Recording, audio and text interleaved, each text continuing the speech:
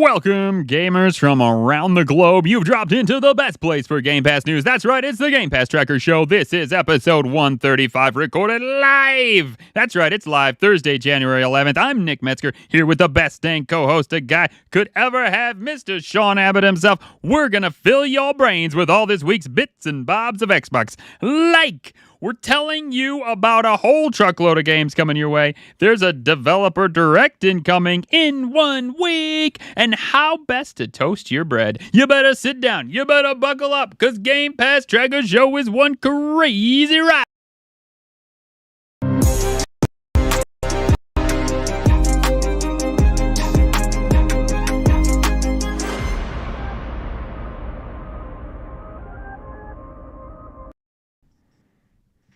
Yo, what is up, everybody? Welcome to today's show. We just want to welcome you to one of your favorite Xbox Game Pass podcasts out there, the Game Pass Tracker Show. You can find us on pretty much every social media app that's out there. Everything is just Game Pass Tracker, complete brain aneurysm, man. Any thoughts or any questions, don't hesitate to shoot us an email at show@gamepasstracker.com. And if you're liking what you're hearing, we would love for you to leave us a review on your podcasting app of choice. It helps us reach more fans like yourself. Also, we wouldn't be a Game Pass show if we didn't talk about the big daddy itself, Xbox Game Pass. If you love Game Pass and you love our show, then head over to the link in the description and sign up to Game Pass within the next 24 hours at the xbox.com website. You will not only be supporting us, the Game Pass Tracker Show, you will also be signing up to pretty much the best gaming subscription service out there, Xbox Game Pass. So you sign up to whatever level you desire, whether that be PC Game Pass Core or Game Pass Ultimate. Just play your own way by using the code in our chat or the show notes, and help us to continue to create this awesome content for you guys out there. And Nick, without further ado, let's head into the Game Pass headlines.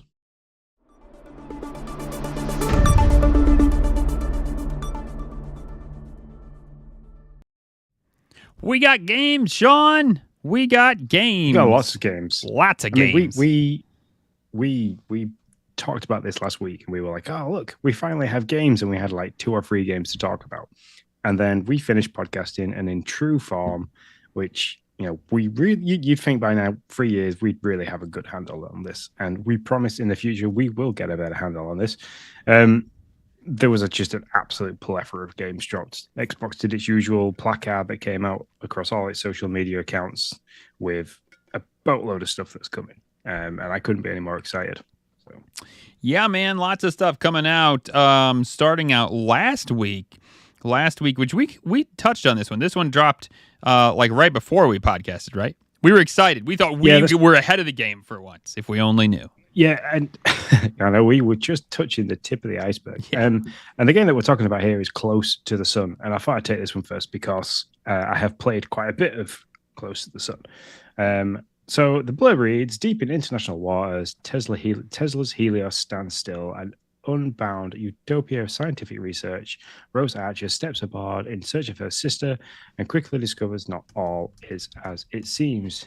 Use your wits to guide Rose on her journey to find her sister Ada, overcome dangers unknown to understand the fate of the Helios and its inhabitants, and in this narrative-driven steampunk adventure. This game is great. I alluded last week to, if you were a fan of BioShock and puzzle games and suspense horrors, that you would play this. I'm going to pull back on the BioShock bit a little bit because there's no plasmids, there's no like first-person shooter aspect to this game. You are playing a first-person perspective game with a few collectibles to pick up, lots of jumpy scenes, a lot of gore and graphic nature, but a very in-depth story with some great quick-time stuff and bits and pieces like that. I am thoroughly enjoying playing this game. I'm like 7 or 8 chapters in, and I still think I have a fair way to go yet. But great game. Wow, nice to know. And next, after Close to Sun, comes Hell Let Loose. I feel like it should be like a video game trailer, you know? It's just like, Hell Let Loose. And this is what it's all about. Squad up and take to the battlefields of World War II in an ever-expanding, hardcore first-person shooter experience that is Hell Let Loose. Join other players online in epic 100-player battles taking place across huge to-scale maps where working as a team is a matter of life or death, and the right or wrong decision can turn the tide of battle. We'll see you on the front lines. Yep, this is, as I have been reading it and watching lots of stuff, like lots of shorts and reels and TikTok videos about this game, people are saying this is the stripped back, like Call of Duty, Battlefield, team playing PvP kind of game that everybody like absolutely wants. It looks great. It's very difficult in terms of like going into this and just playing with random people. If you don't have a good squad that you can rely on and communicate with, this game gets very, very difficult. It's one that I would love to have had a go with, but just haven't had the time. But it's definitely there on my radar. Nice.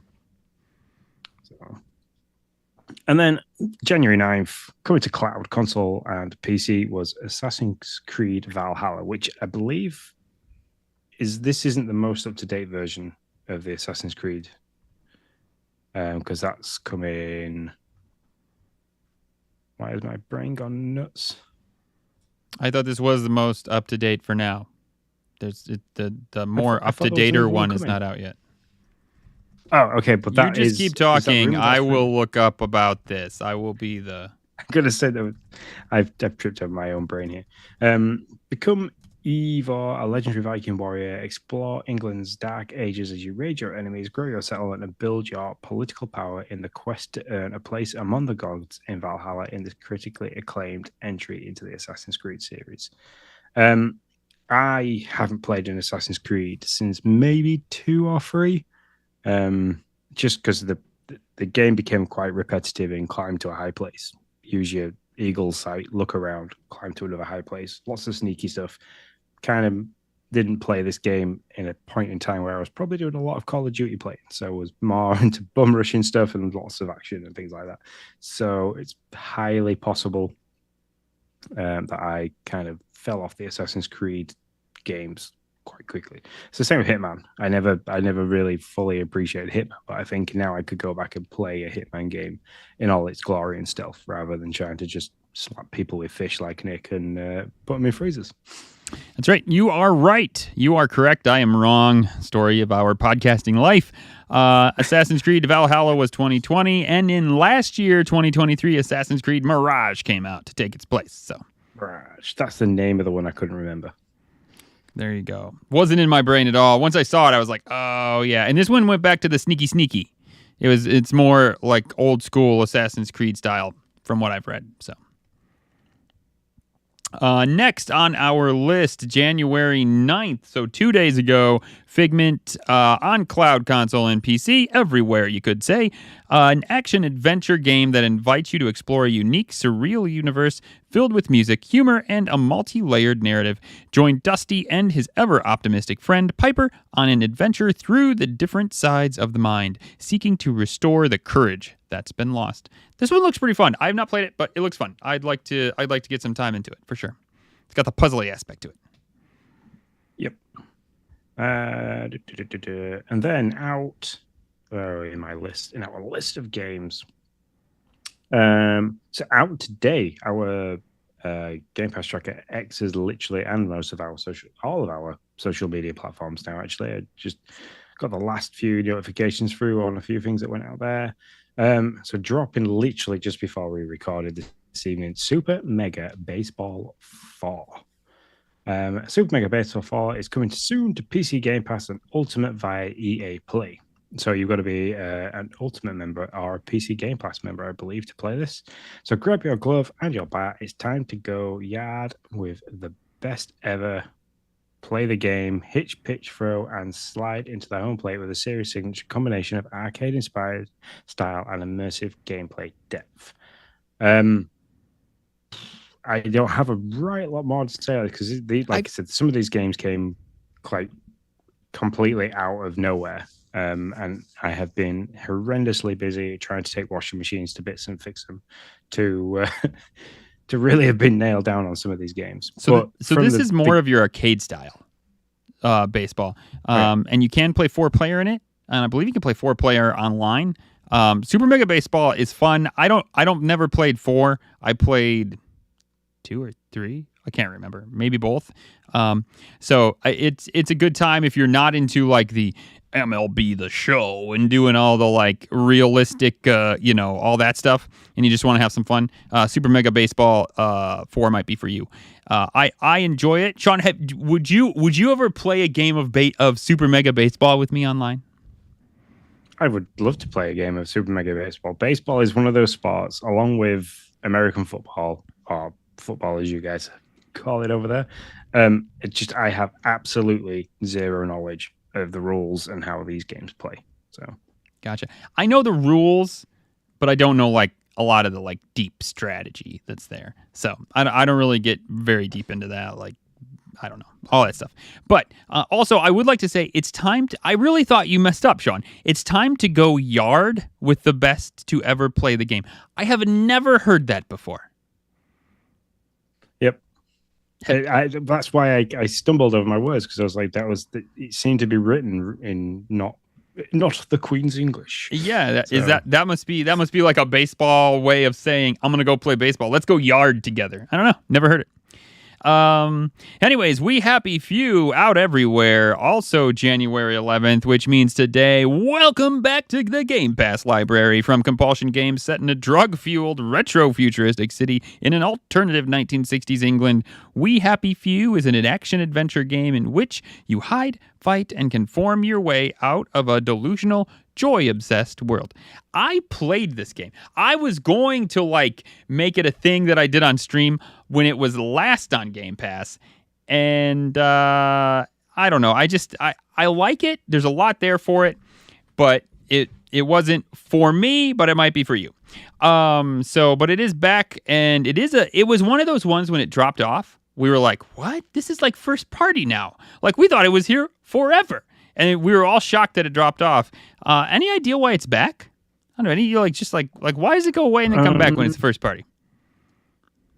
Absolutely. I mean, unless they were making room for a few other things. I'm trying to look now, like as to why who it's made by platforms, developer Compulsion Games, published Compulsion Games, Gearbox. I don't know. 26th of July, 2016 was their initial release. Yeah, I don't know. It's just it always, these things always. I know there's no real answer, or there is a real answer, but there's never an answer we're probably gonna get, unless Phil wants to come on and tell us. Sounds good. Let's do it, Phil. But yeah. Anyways, We Happy Few, We All Fall Down. It was in 2019. So whether or not they had, I don't know.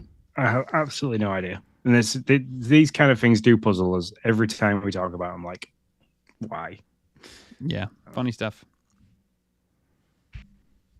So next on the list is Those Who Remain, which is coming to cloud, console, and PC January. I've gone too far.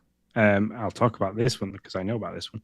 So sorry, Resident Evil 2, which is coming to cloud, console, and PC January 16th. There isn't a right lot else you can say about this. This is a complete... this is the Resident Evil 2 remake. So revisit the critically acclaimed Nightmare of Raccoon City in Resident Evil 2 with new visuals, modern gameplay mechanics, and over-the-shoulder perspective.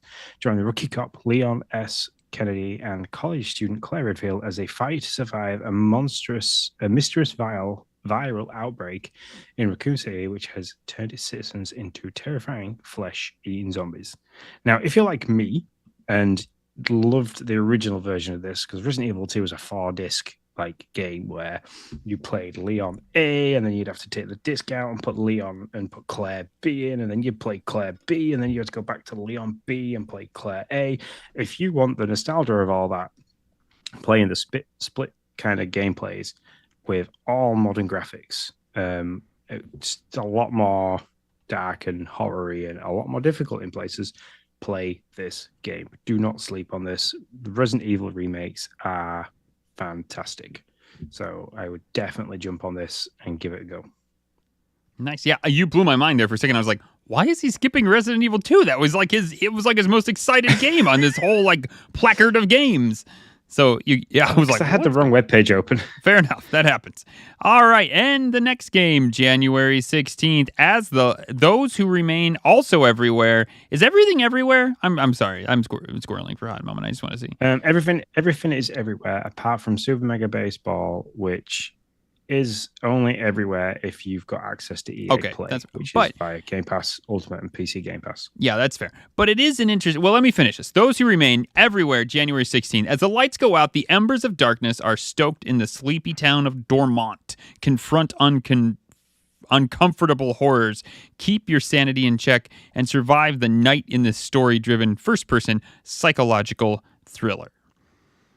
Are you interested in that one, Sean? Because everybody knows I'm not. I am, and I'm also interested in looking at the game artwork. It's very futuristic looking. So I'm quite intrigued by this. So now, before we move on, I do my observation was it's interesting. Like when we started podcasting about Game Pass, you were pretty excited if you got 2 games that were everywhere. You know what I mean? Like you were like, oh yeah, this is coming to xCloud too. Whoa, But now it's like that's the standard. Like this is the 2024 standard. You get a placard of like 8 games, and they are out everywhere. You can expect them to be on PC, on cloud, and on console. I think that if they can keep that rolling, I think that's pretty awesome. Well, I'd like to see how many of these are included with the core purchase, because there is only a selection of games. When you subscribe to Game Pass, if you do not have Ultimate or PC Game Pass, you are limited to what games you have access to. And I wonder, when we get big lists like this, is it like an advertisement for Game Pass Ultimate? Like people will see coming soon on Game Pass, and everyone's like, oh, I've got Game Pass because I've got core.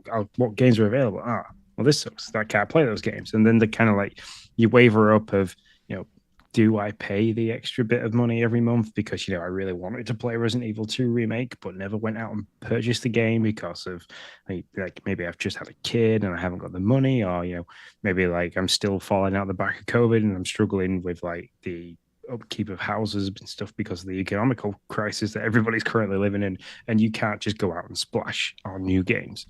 But you can, going from core to ultimate is maybe like, I think it's £4 or £5 extra a month. So it's like, it's one less pint in the pub.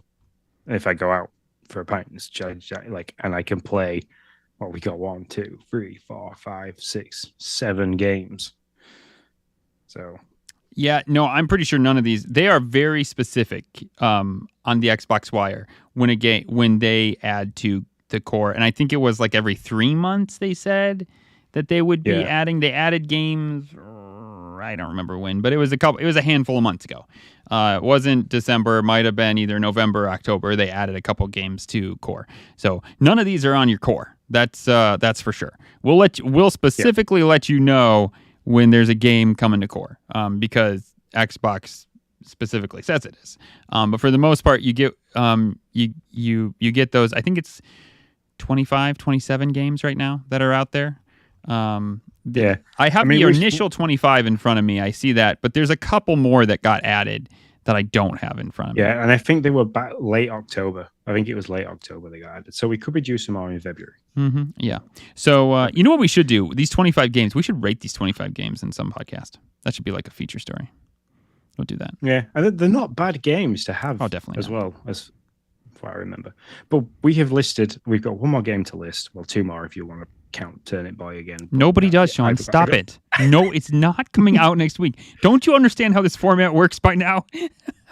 It is. Well, it's almost coming out next week. If you add 7 to 11, that makes 18. So, let's do some maths.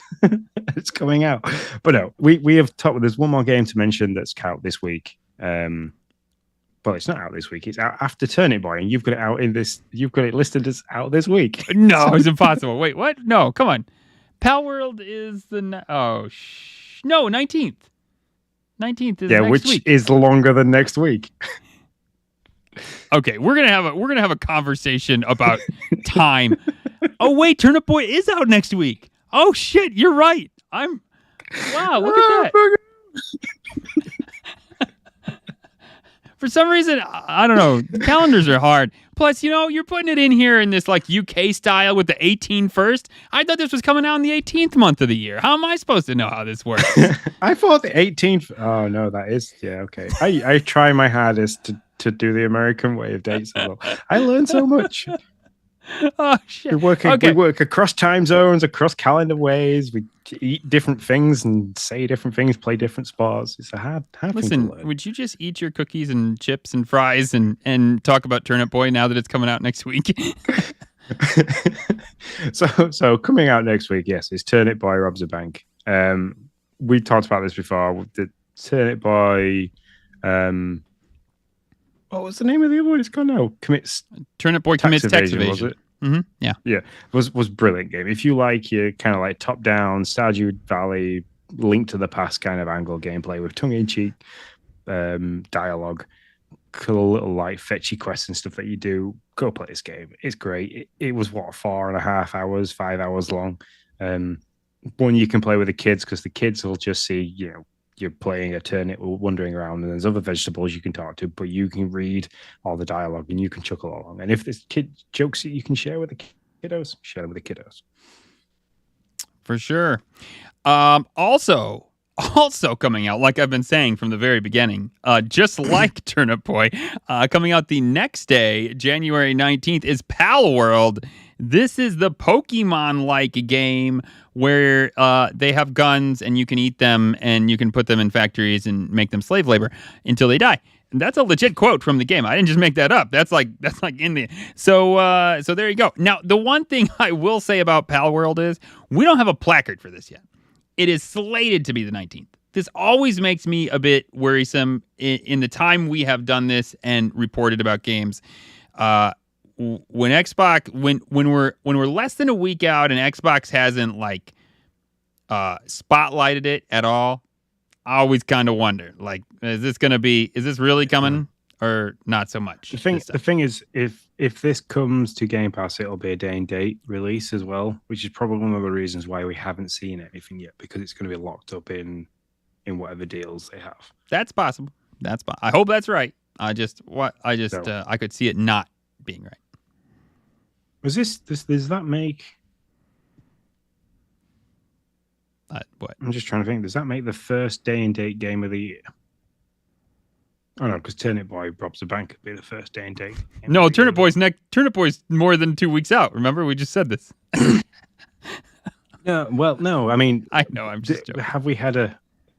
We haven't had a day and date day one release yet, have we?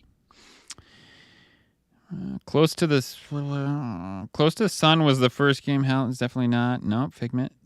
It's not. Super Mega Baseball isn't. I don't believe so. No. So we're looking at the whole list here, Sean. This is what we got. The games we just mentioned are everything that's come out this year. So no. Okay. That would be the first one. Turnip Boy Robs a Bank, and then Pal World. Boom, boom, just like that. Yeah, double drop. I like it. Yeah, man. All right. Well, those are our. Oh no, I'm sorry. We have games leaving. My bad. I got overzealous. Sean. What's leaving? January 2015, January 15th, 2024. Grand Theft Auto 5, Persona 3 Portable, and Persona 4 Golden are leaving, and I'm assuming that's to make room for Persona 3 coming on the 2nd of February. Garden Story and MotoGP 2022 are a list of your games that are leaving January 15th. And as I always say, you either gotta beat them by January 15th, or if you want to get a little bit of a discount, you can buy them by $11.59 January 15th for a 20% discount with your Game Pass sub. Yep, and if you're ever looking for a place to find out what's coming, what's going, and what's rumored to be coming, head over to X and look at Game Pass Tracker, or visit GamePassNews.com. There you go. That is your Game Pass headlines in a nutshell. On to the X feed.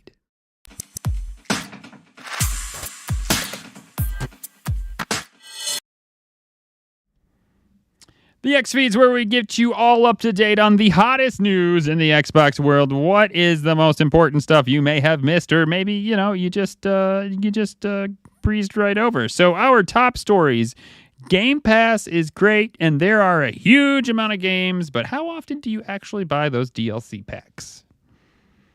Yep, this was more of a question that I wanted to put in because we've been doing Game Pass content now for over 3 years, and we play a lot of Game Pass games. I have alluded that I do not purchase as many physical games or digital games in full now as I used to because I play a lot of Game Pass games.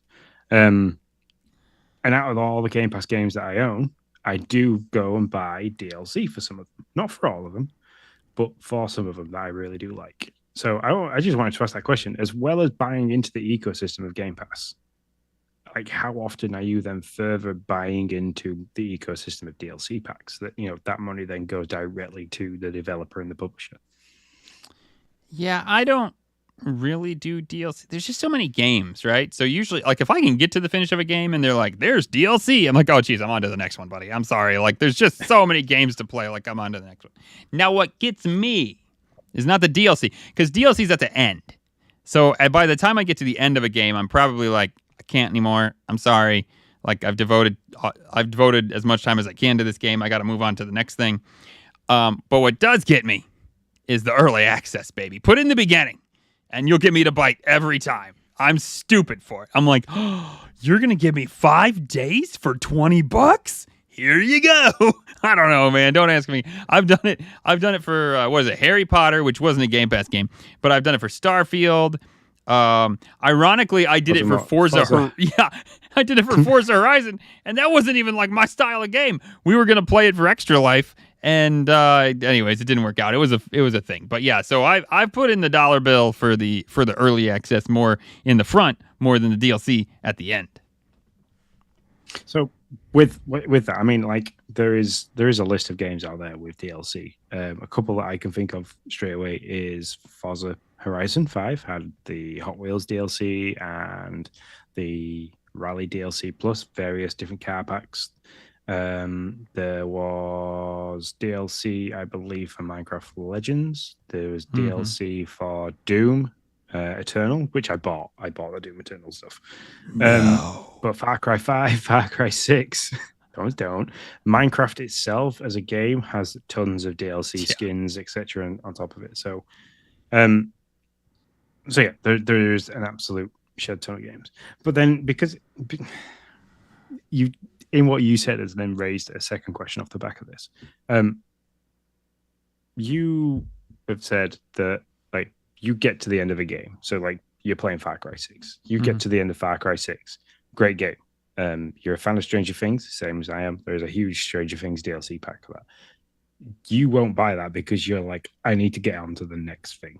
So does having so many games on Game Pass and it being that huge world buffet of games that we always talk about, where you can go and sample all these crazy different things, does that make it so you like it's changed your way of gaming so much that you won't spend the time to get DLC? Because I mean, I would do that if I found a game that I loved. I would get to the end of it and I was like, oh, DLC, I can continue the content of this game. This is great. I've had such a great time with it. I'm going to carry on. But I'm also in the same point as you. I get to the end of the game and sometimes I'm like, yeah, I'm kind of done with that now. And like, there's been 6 other games released that I really want to get to and try. Like, do I spend the time and the money going through the DLC, or do I then just go, I'm going to move forward? So, yeah, really, Game Pass had nothing to do with it, to be honest. Like, there are games that I like Pikmin 4, not on Game Pass, but I'm not gonna put the money in on DLC. I dare to say I believe there's Hogwarts Legacy DLC. No, there's not. I take that back. But even if there was, let me say this: even if there was, as much as I loved that game, my favorite game of 2023, I would not go back and play it. Like there's just too many games. 2 things have happened. There's a plethora of games, whether it's on Game Pass or not. There's a plethora of games, and I became an adult with children, so it's like I don't have I can't like sit there and play games for I mean, and even if I didn't have children, I still have to work and do the stuff and make the money so that I can afford the things that I want to do, like play games. So it's like, I don't know. It's just not, I just don't have the time to devote to DLC. Or the better way to put it is that the time that I have, I want to like get this game. I want to get what the developer originally intended, and then be like, okay, I appreciate what you did here. It's great. I want to move on so I can, taste the next thing. So that's kind of where I'm at. It doesn't matter. I mean, I know I'm not going to be able to eat all the buffet of Game Pass. That's for sure. Like that's legit for sure.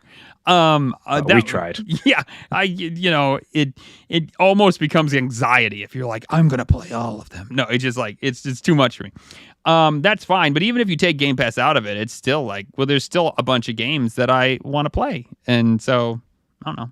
Yeah, that's where it lands. I mean, I've got free games. I've got free physical games that I have. I've got Sonic Frontiers, which I need to go and finish. I have Resident Evil 4, which I need to go and finish the additional content for that game, and Resident Evil Biohazard, where I've got the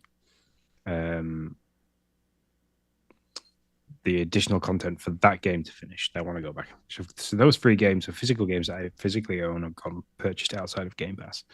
But then like stuff for the Switch, I've like Mario Rabbids. I've been playing that DLC because it's there. I've paid for it. I purchased it, and I'm chipping away at it slowly.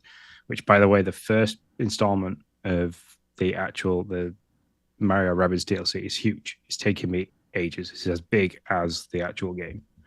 So. Yep. Yeah. So that's where I am. But early access, baby. If you want me to open up my wallet, just tell me I can play a game I like 4 days early, and I'm a stupid sucker for that. I'll plunk down the dollars every time. But I will say this: not only like when I paid for Forza Horizon, and I really was like, oh, okay, well, that was a donation to the developer. Congratulations, Xbox. Good job. You did a good. You made a good game. But then all of a sudden, you're like, hey, Nick, you should let Noah play this Hot Wheels DLC. And I'm like, yeah, I don't want to buy the deal. I'm not into it enough to buy it. And you're like, no, you already have it. So a lot of times those early access things, not only does it give you that like 4 or 5 days, it gave me the first DLC pack. It was like all bundled in, and I didn't even realize it. I was like, what do you mean? And sure enough, I did. It gave us as well like a starter pack, so we got so many cars and so many credits in the game as well. So it worked out well, and I agree. The Starfield early access I didn't buy, but that was because of work and child commitments. So I couldn't. I was like, I really want to play this game early, but I don't physically have the time. So I would have spent the money if I had the time. So. Yep, for sure. Next episode or next story on the list: Starfield and Hi-Fi RUSH nominated for multiple D.I.C.E awards. Yep. So Starfield had already picked up some awards, including our own. This is from Pure Xbox, by the way. Their own Game of the Year award here at Pure Xbox. But now it's received even more. This year is the 27th annual D.I.C.E Awards, and Starfield is running for Role-Playing Game of the Year, Outstanding Achievement in Art Direction, where Tango Gameworks surprise hit Hi-Fi RUSH, which we got absolutely shocked with at last year's Direct, so this time last year, is getting nominations for Outstanding Achievement in Animation and Audio Design, as well as Action Game of the Year. So, what? I mean, I think it deserves all those, but especially Outstanding Achievement in Animation and Audio Design for Hi-Fi RUSH. Full show. Yeah, that game was fun to play. I didn't play it for long, unfortunately, but it was while I was playing, it was fun. So it brought a really good aspect of like platforming and collectibles with timing, music, like timing the beats of music to make your attacks stronger and stuff like that. Very much fun. So, yep. And all the winners for these, there's Baldur's Gate 3 are up there for Game of the Year, along with Cocoon, Alan Wake 2, and both Call of Duty Modern Warfare 3 and Diablo 4 are also nominated for a bunch of different categories. But all the winners for that will be announced in February 15th next month.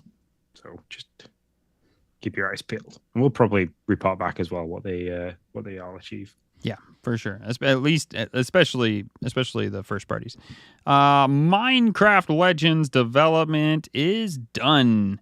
Man, it wasn't but like a week away, and we were going to be like, yeah, we were going to learn about this game, and we were like, what is it? Is it Zelda-like? Is it like a story-based? Oh, no, it's a turn-based game. Is it turn-based? No, it's real-time strategy. Oh, it is real-time strategy. Yeah. Oh, no, it's kind of tower defense real-time strategy. Oh, that's great.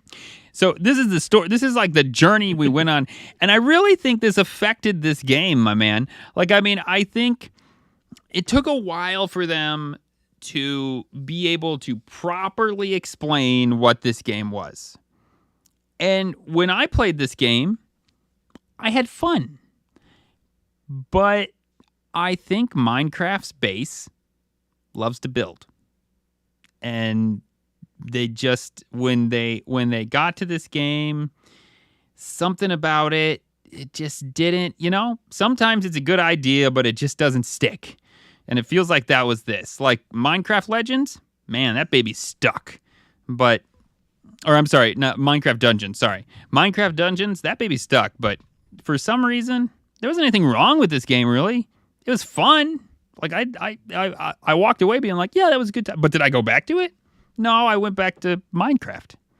So, yeah, and so did Noah, by the way. I completely agree. Minecraft Dungeons gave life to the game in a way where you could follow it as a story. So it was like story-based, and for the best part that my understanding is you could make dialogue choices. So like, you were introducing kids to that,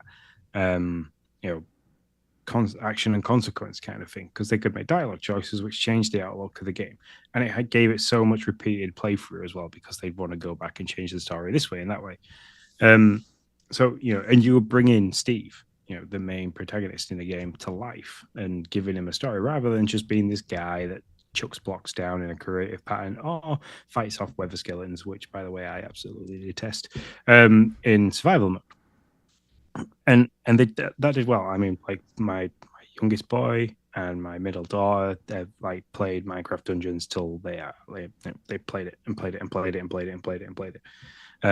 Emily got Minecraft Legends for Christmas, and she's played it, and then she's kind of crept back to Dungeons and the main game, just purely because there was a lot going on. Yeah, I think it was kind of, for me, my personal opinion on it is that it was kind of aimed at the older gamer that kind of had an idea of what was going on. So people that played Minecraft as like 8-9-year-olds originally could probably have a really good grasp of what they're supposed to do in Minecraft Legends, and it brought a more grown-up and adult gameplay aspect to the franchise.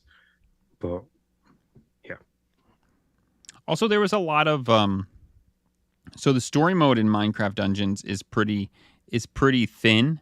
It's only about an 8-hour experience. So mostly you were going to be left with online play more than anything else.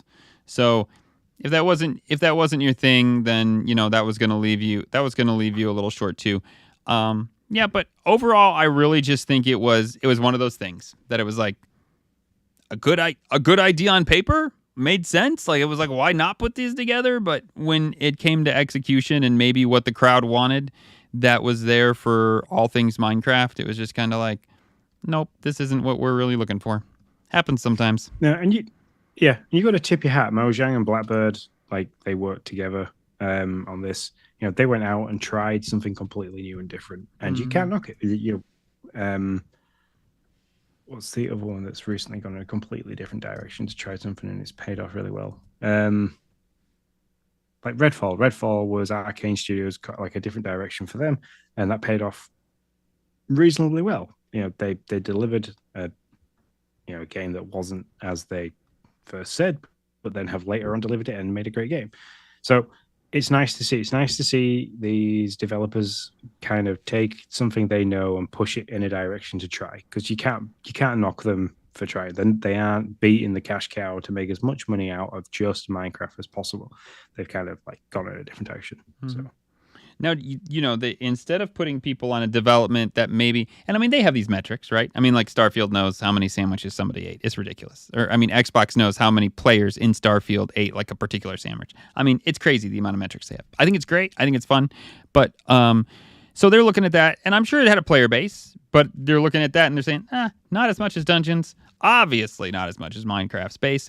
So do they then, I mean, there's all these developers, right? Like, we don't have a story here saying, Mojang let 25% of their people go. Like, that's not the story. So those people went and now are working on something, right? So yep. I'm interested to see maybe they have another like brainiac idea of a way to use the Minecraft realm and world and lore and bring it into another genre. Why not? Let's try it a different way and see if that works. Could you imagine if they did like a Minecraft version of Monster Hunter? Not Monster Hunter, sorry. No, I love that idea. You like gotta go out and but I mean, Minecraft is kind of the Minecraft version of Monster Hunter, really. I was gonna say you go out and hunt them. Somebody can play as the mobs, and like once a group can play as normal Minecraft characters, and you've kind of got to battle each other in a PvP style thing. Yeah, but not like a turn-based way, because I mean, there is that kind of thing in no, not in a turn-based in Legends, like live action. Like live action, so you've got the like a capture the flag style games, stuff like that. Yeah, I could see that, and but there's got to be I really think I say this, but there wasn't really any building in Dungeons, so I mean that doesn't really hold true. And Dungeons was a lot of fun, but maybe in Dungeons it's just the fact that you still get to like kill these things, and that they're much easier to kill, in my opinion, at least, than they are in Minecraft. I mean, I don't know, maybe I'm wrong, but from my time in Dungeons and my time in Minecraft, I feel like I can kill things a lot easier in Dungeons. So, yeah, I don't know. I'd be interested to see. I'm sure they're working on something new and different, whether it's just a new expansion to Minecraft or a whole new outset. But I'm very interested to see what they're doing. Sean, we're going to have a segment called Cooking with Nick. That's what it's going to be. And I am going to give you a gourmet meal of toast from an Xbox Series S toaster. I mean, I'm not, because I don't really have it. But if I did totally make that a podcast, and I just sit here and like crunch toast in the mic, in your ear, be like toast ASMR for like the entire podcast. So what am I talking about? Well, there is a Xbox Series S toaster being sold on Walmart, being sold in many places. But at Walmart, it's all out of stock. It's $40. It'll cook you 2 pieces of toast. 2. But Sean and I were looking at the picture. The one where it's cooking 2 pieces of toast, they're pretty small pieces of toast. They're like Smurf toast, maybe. And there you go. But everybody wants it, apparently, because I can't buy it on Walmart right now. No, it's disappeared. I mean, this thing looks great. And I like the fact that it toasts the Xbox logo onto the toast. Oh, yeah. I should have mentioned that. Yeah, good point. Yeah, it's LED countdown as well. So it's got like a timer that starts and gives you an LED countdown of when your toast will toast. I thought after the Series X refrigerator, moving into this was awesome. I think it's a great idea. Sean, so are you a big toast fan? I don't know this about you. I am. I like toast. I will eat toast. I will eat toast. You sound like green eggs and ham. Will you eat toast on a train or on a plane? It says it's got 6 degree shades of toast. Like, where you at when you toast your toast? Like you can choose between like light or basically charcoal. Like where are you at? I'm like, all depends on the bread as well. You are opening a complete loaf tin of craziness. That's right. So brown bread, I like it needs to be like not, I'd say like halfway to crispy, like charcoaled. But then white bread needs to just be lightly browned, ever so lightly browned, because I like my white bread to soak up my jam. I am a jam on toast guy. Oh, okay. Jam. Okay. Any peanut butter? Are you a peanut butter fan? I don't know this about you either. We're gonna get to know. Okay, yeah, me too. Yeah, me too. I'm currently in the middle of with my hard 75 challenge. I'm on a non-processed section of it, so that's the diet that I chose for the challenge. So I'm struggling to find things that I can snack on lightly, and I have found a company that makes peanut butter, and it basically is just roasted peanuts blended. It saves me the time of doing it because I was going to go and do it. And I literally, one of my daily snacks is a teaspoon of peanut butter just straight out of the jar, straight in. Nice. Yeah, I mean, we could go deep in here. But I'm going to skip another question that I had. Okay, no, I have to ask it. Brown, do you call, so over here we call brown bread wheat bread. Do you call it brown bread? Well, yeah, brown bread is just wheat bread, I suppose. Yeah. And then white bread is just white bread. But if you're talking, we call white bread. But if you're just talking, you're like, do you call it wheat bread or brown bread? This is the deep stuff we talk about on this podcast. This is what matters. It's wheat. So it is wheat, but because of the color of it, I just say brown. Huh. Okay. See, I mean, maybe I'm just off, and every other American's like, nah, you idiot. We all just call it brown bread, except for you, which is probably true. But everybody I know calls it wheat bread. So it's an interesting, what do you want to say, difference between us. For me, I am too right in the middle. It doesn't matter what bread it is. I want to have a little toast, but I don't want it to be crunchy all the way through. I don't want it to crack like a cracker when I split it in two. I want it to have a little chew in the middle or something. So there you go. All right, there you go. But if you can find an Xbox Series S toaster, which you currently can on eBay for $85 if you want to pay more than double the price. Wow. Yeah, baby, somebody bought that thing and threw it on eBay. Smart on them. Good job. But you can get it for $40 if you can find it in the stores. If you can find it in the stores, I would like to remind you that we had a second run, third, and maybe even more of the Xbox fridge. So, it's still possible that it comes out, even if all the stock is gone currently. Those, my friends, are our top stories. If we move on to the news bulletins, we have a few things to share with you. The Halo TV show Season 2 trailer lands ahead of next month's launch. I am in on this. I know there's a bunch of y'all that was like, that show is horrible. The graphics are bad and the plot is bad. I loved it, man. I don't know, whatever. As a show, as a Halo fan, I get it. As a guy that's just watched in an action show, loved it. And say you're saying this, but I know secretly that it's the Master Chief's butt. Yeah. Oh, dude, that was the favorite. I mean, I cracked up for belly laughing for 5 minutes because we sat here and talked about are they going to have Master Chief take his helmet off? Are they? Maybe not. Yeah, no, definitely not. They wouldn't do that. Oh, yes. And then in the first episode, he's like, screw the helmet. Off comes the pants. I was like, that's the best, man. It's you can have a conversation about that, but that right there was the way to do it. All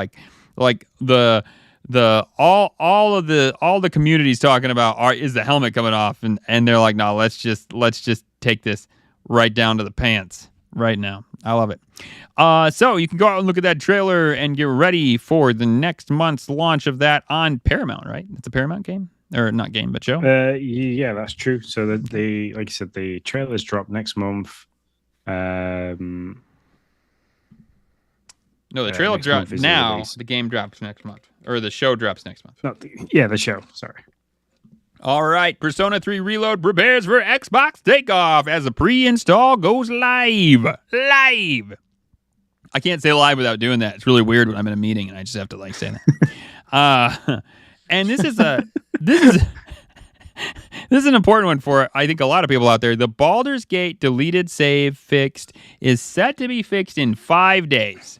Larian Studios says in 5 days they will have the Baldur's Gate deleted save bug fixed for us Xbox fans.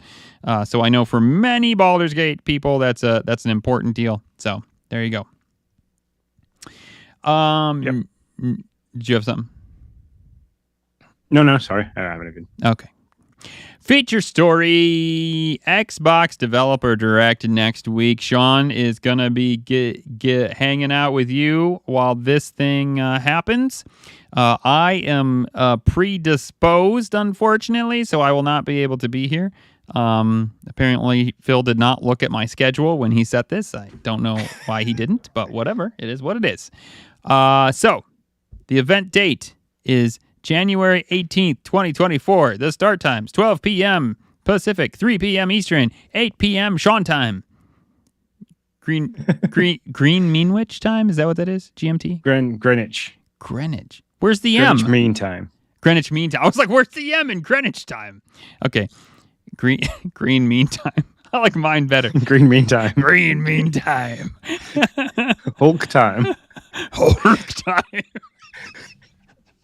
I like Hulk Time. Oh, that's good.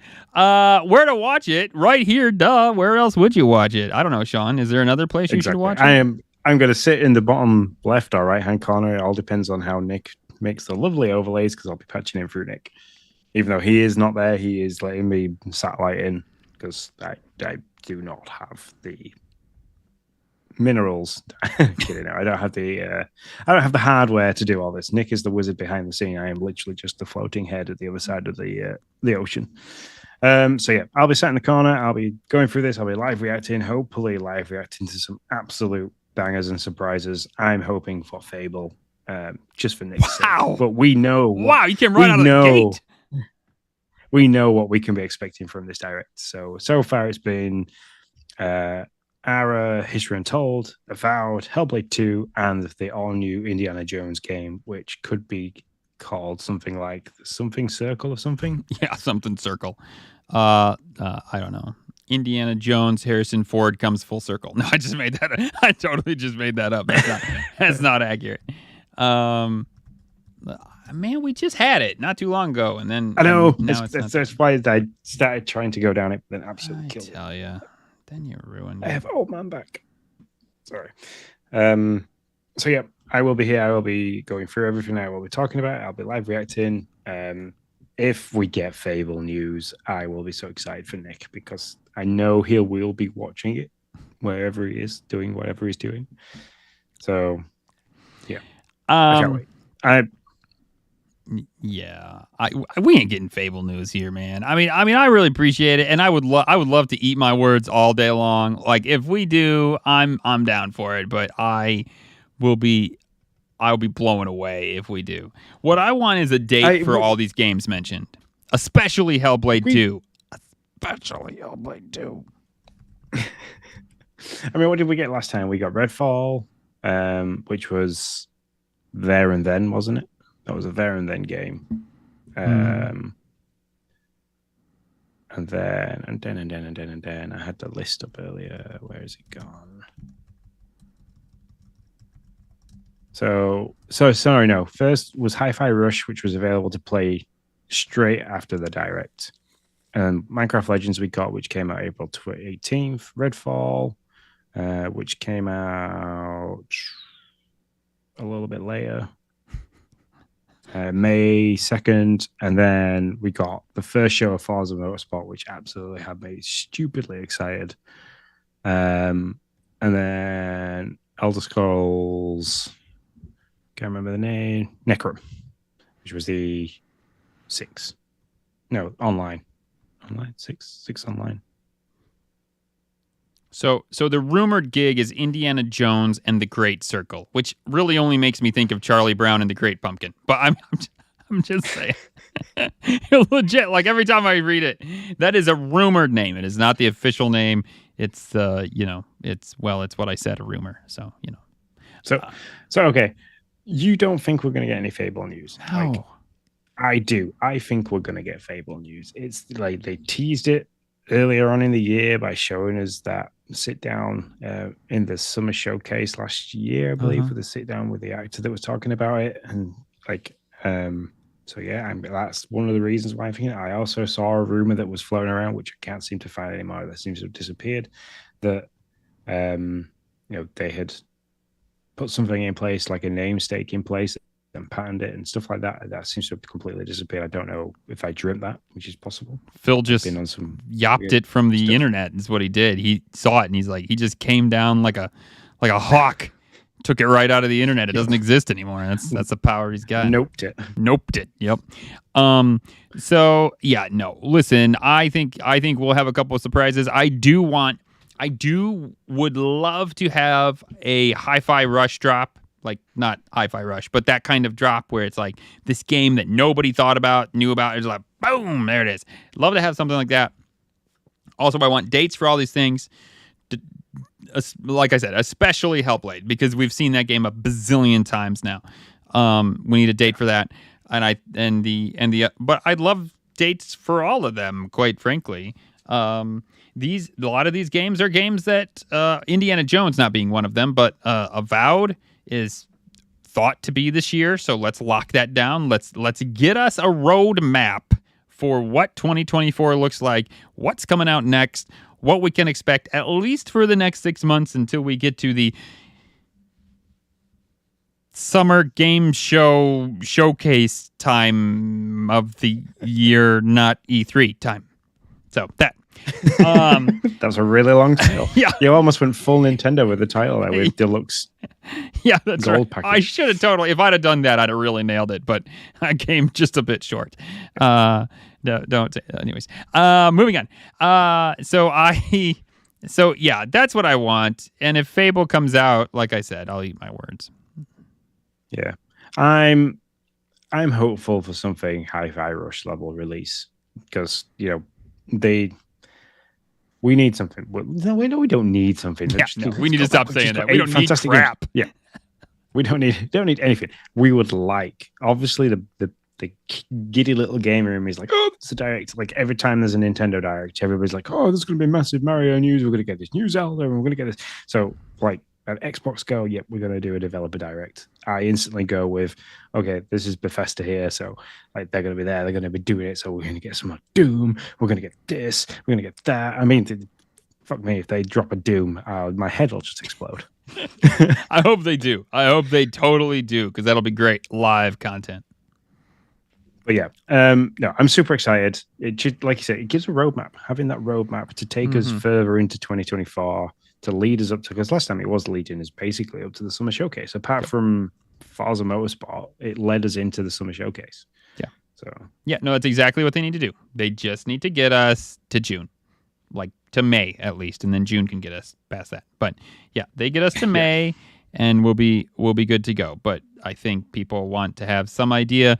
I mean, you look at the like even the Game Pass tracker thing, and it's very much like TBD 2024, but TBD, and it's like okay. Like when you go on our fun little website, it's like, let's see. I'm coming here right now. Coming soon. It's doing this on the fly, people. That's right. Yeah. See, just a bunch of 2024s.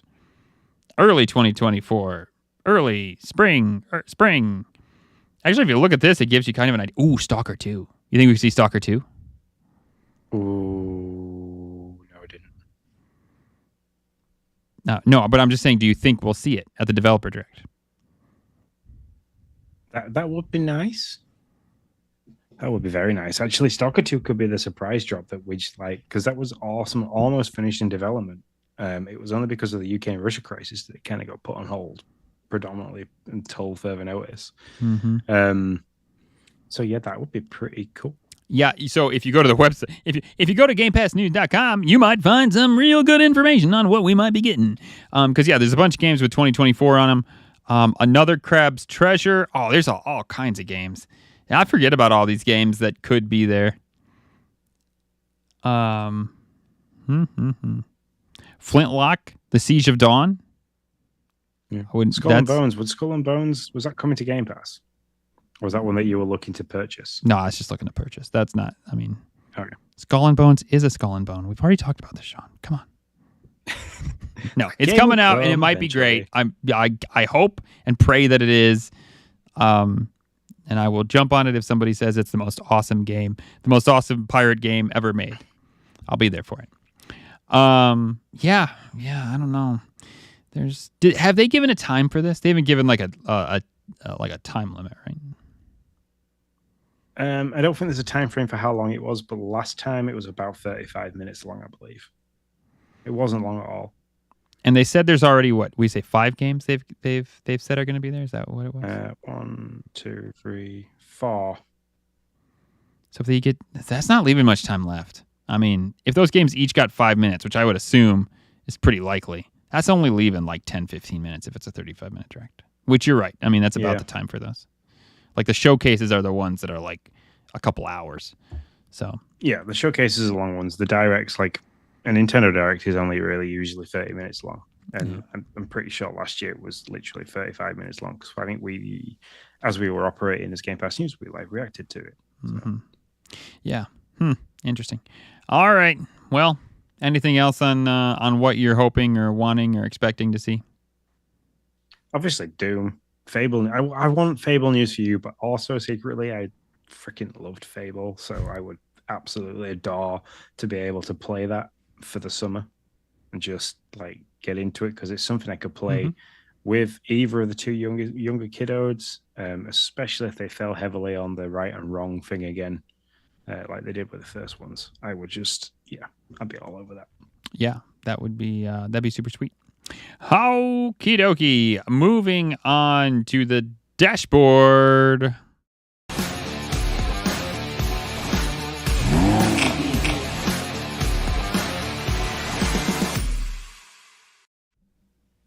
Welcome to the dashboard, where we talk about games that we are playing or are on deck to play. Sean, start us off. So, thanks to you and your numerous stories about how you and the kiddos have been playing Minecraft and you've been doing this and you've been doing that, I thought, right, okay, that's it. I haven't played it for 12 years. I'm going back in. And fuck me, the amount of stuff that has changed is huge. Like, really huge. Like, the way that you craft stuff has changed. I remember that like you could manually put like items into the blocks and like drag and drop it in, rather than just going and like bringing up the crafting menu and it kind of already telling you what was there. You could drag and drop things in. The amount of different mobs that there is now, all kinds of weird. Like I'm coming up against skeletons with like gold armor on and stuff, and the zombies wear leather armor, and there's drowns and there's glow squids, and there's like a row past a dolphin. There's turtles as well. Like I walked around and I was like, what is this great big green square with wiggly legs that seems to be moving faster every time I tried to stand on it? So, and you don't get much from turtles if you hack at them. You kind of just get some kind of seaweed stuff. Yeah, something you can get helps you make a shell. Traders. That's what Noah said to me. That's what Noah told me. So, and there's like wandering traders, and there's like pillagers, because that's where I'm at the moment. So I sent you the picture of where I started, and I made just like a little. Obviously, the first thing you do in survival is you need to make somewhere where you cannot get mobbed, because you do quite quickly. So I made a little house at the base of this mountain, because the idea was to mine into the mountain and then kind of like remove the mountain going up in a spiral to see what like was in the layers. So I set about doing that. I got to the top of the mountain. I was like, okay, so I've done like I've kind of gone up in this spiral inside in the staircase, and I'm now at the top. But I can't be bothered to keep walking around the staircase. So what I'll do is I'll do the cardinal sin of Minecraft and mine directly down. So I mined directly down. So I went lower than ground level, and then mined out and popped up in the water. So like I had a way of, A, getting water for whatever reason without having to go outside, and B, I could just pop up. Sure. But while I was up on top of this mountain, Logan was like, "Hey, look, Daddy, that's a pillager outpost." And I was like I'm using my kids as a reference as to what's going on in the game. Yeah. So I'm like, what's a pillager? And like Emily's going, it's like a villager, but when you get close to them, like they try and attack you. And I was like, so if I just walk up to them and I haven't got anything in my hands, they will just attack me. She was like, yep. I was like, right, okay. I'm going over to find if this works. So I went over, I got close to the pillager tower, and lo and behold, they have crossbows and all kinds of stuff, and they're really hard to kill. They're really fast. So I lost all the stuff that I had. I had iron pickaxe, iron sword, I had iron armor. I was like doing really well and dropped everything. And then I made a really horrible mistake of just saving and exiting, thinking that like all my stuff would still be there when I loaded back into the game. Yeah, it's not. It disappears. So I'm now at a point where I have to go back and start making stuff all over again. But that game is just huge, and I don't know if it's because it's on a next gen console and stuff. Because I originally played this on the Xbox 360. Graphically, looks for a game that is just blocks. Excuse me. The graphics are really clean and crisp and clear, and like how far it renders is really nice. I've forgotten how calm the music is. I was playing it with my headset on the other day, and I was like, I forgot how calm and serene the music is. So, yeah, no, it's a lot of fun. I guess I'll jump in. I don't have a whole lot of stories because my kids are on to another game, which I'll talk about in a second. I might be losing them in the Minecraft journey, which is okay because, to be honest, I feel like I've reached my Minecraft limit for at least a little bit. I'm sure I'll come back, but we went through the Nether Castle, or the Nether Fortress, found a way through it to like make these blocks, these stone blocks with an iron door in the middle, 2 blocks missing on each side, so you can attack blazes and everything from the sides and not get hit or killed, or are less likely to get hit and killed. Most importantly, wither skeletons can't get you, so you can attack them. So it works out really well. We just made a bunch of chambers to do that. That way you can kind of clear a chamber, then go to your next chamber, and go to your next. It works. We got rid of a couple of spawners. So we've done the thing, and it's like, I don't know. I told Noah, I was like, well, what do you want to do now? And he's like, well, I don't know. We can build another fort, or we can build a new house. And so we were trying to figure out what to do. And then they got onto Lego Fortnite. So there was that. So that's where we're at. And I think my stories will start to, ironically, as yours ramp up, my stories will start to drop off. So I think I'm almost at the end of the Minecraft journey for now. So the only 2 games I've been playing is been playing a lot more Ring Fit. I do that like for an hour at a time. Difficulty. I looked at this. My difficulty level is set at 20. I don't know how high the difficulty level goes to, but I'm finding level 20 is pretty adequate at the moment to make me a sweaty mess in the living room. Now, do you have it because you can assist it, or it can get harder for you as it thinks it's too easy for you? Do you have it set to that? Oh yeah. I have it set so it asks me every time I turn it on, which I'm very grateful for because I'm happily pressing just keep it at this level for now. So, I mean, my heart rate the other day when I was playing it, the average heart rate is 146 beats a minute.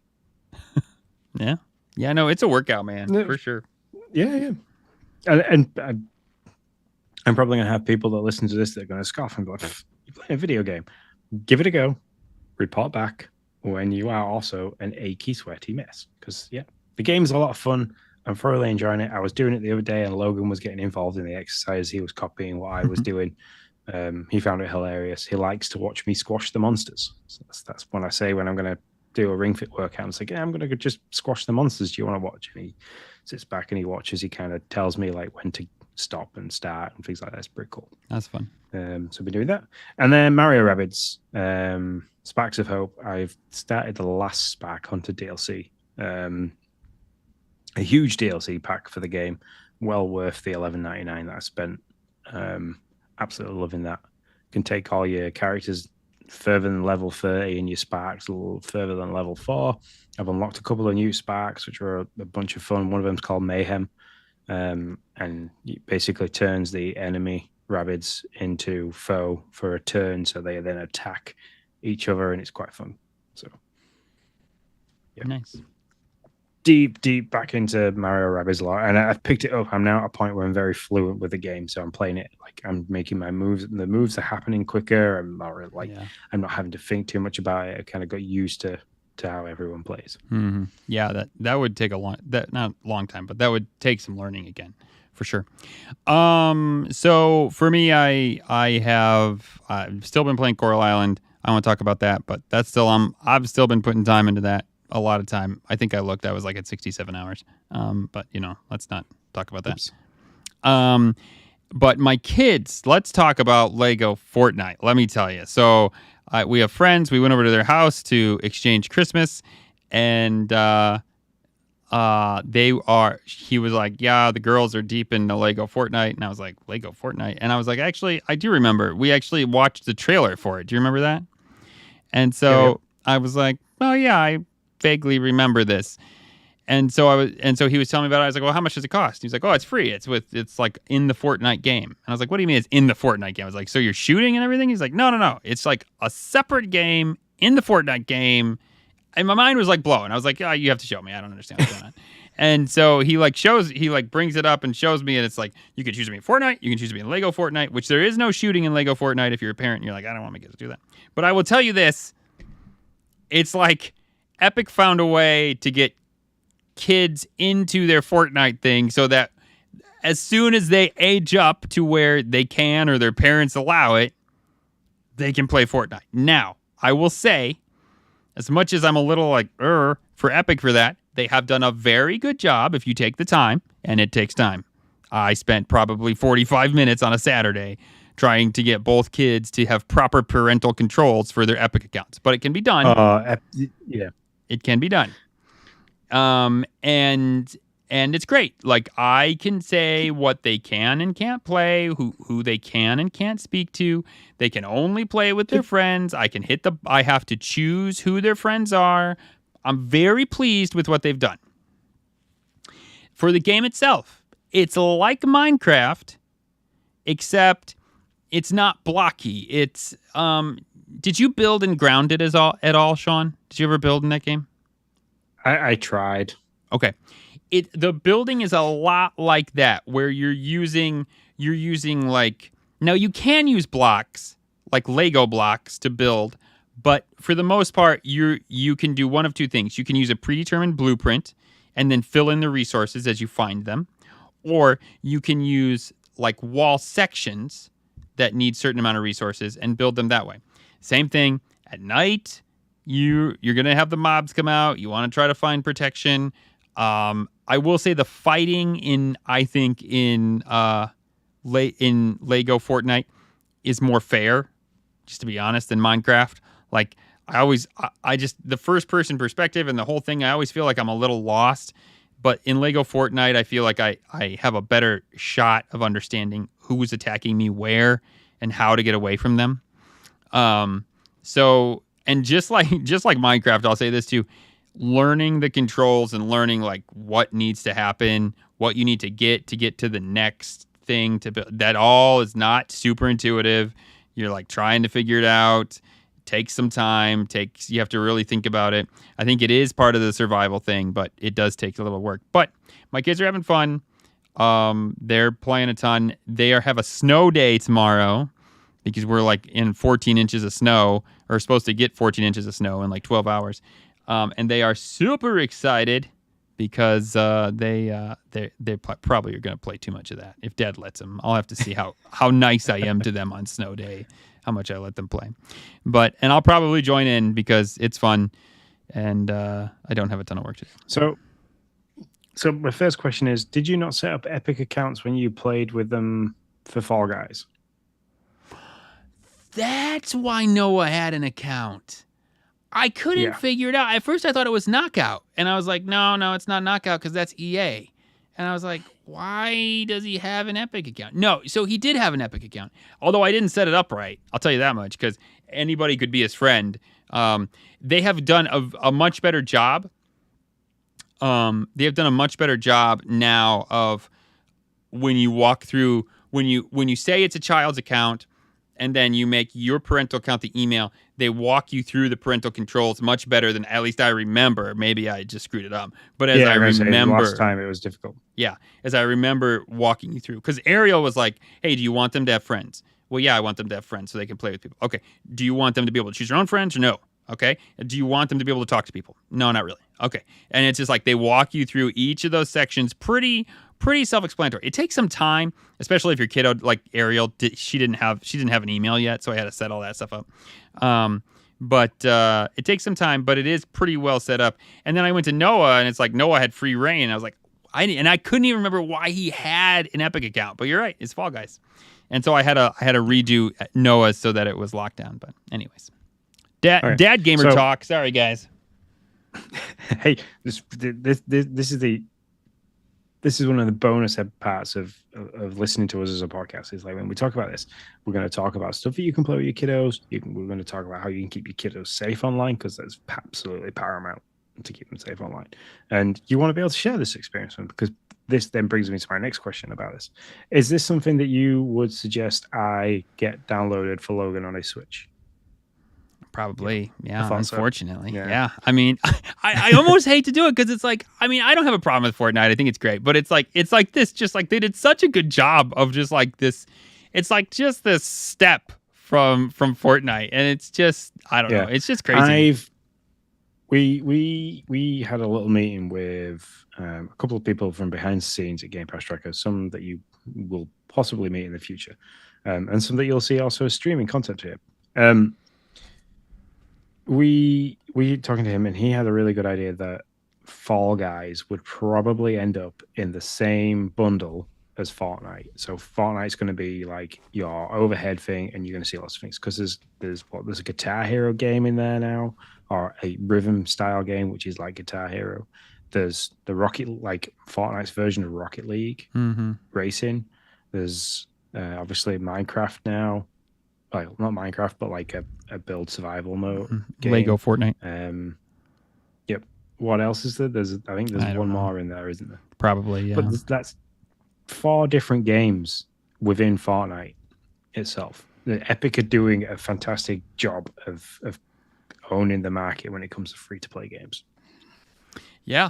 So. And they're man, it's fun. Like I didn't realize when we watched the trailer for Lego Fortnite, I didn't realize it was free.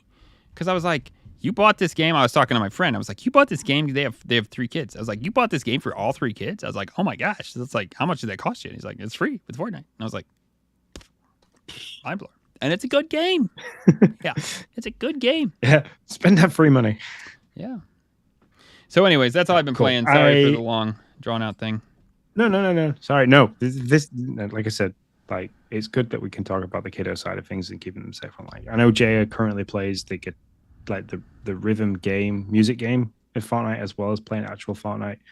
So I was aware of that. I've wanted to try the Rocket League style game that they've got, but I will endeavor to. I think I have Fortnite installed on the Xbox. So I'll endeavor to try it in front of Logan, see if he gets a grasp of it, and if he likes it, then I'll probably have to go down the same market of like trying to log into his Epic account and make sure it's all locked down and stuff. So. Well, all right, man. We have gone pretty long. So, do you have anything for party chat or anything? Nope, nothing other than a really boring story about how I have had to try and repair a washing machine. So we can skip that. All right.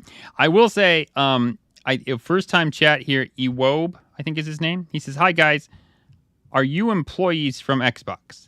No. We wish. Yeah. If Phil would like to rectify that, I'm whatever. Let's have a conversation. But no, we are not. We're just 2 dads that love games, and we're backed by an awesome crew of people from Game Pass Tracker who are on socials that you can get to. And actually, Sean will tell you all about that on the app, so that's fine. So Sean will tell you all about it. What I will say is we are affiliated with Xbox in terms of if you use the link that's in the description or possibly in the chat, if moderators have stuck it in the chat for you guys. But if you use that link and then sign up for Game Pass, however you want to play it, PC, car, Ultimate, because that's our own affiliate link, we will see a percentage of that as our affiliates work. And we'd obviously be really grateful.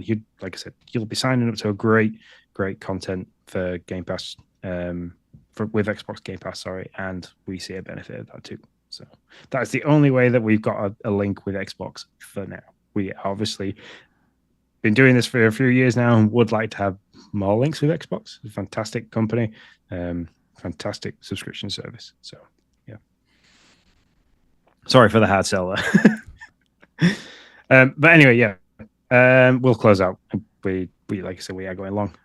So if you want to get in touch with us on any of the social media accounts, you can do. Everything is at Game Pass Tracker. Want to send us an email, ask us any more questions, get any more information about how to access different parts of the show and things like that, you can send us an email at show@gamepasstracker.com.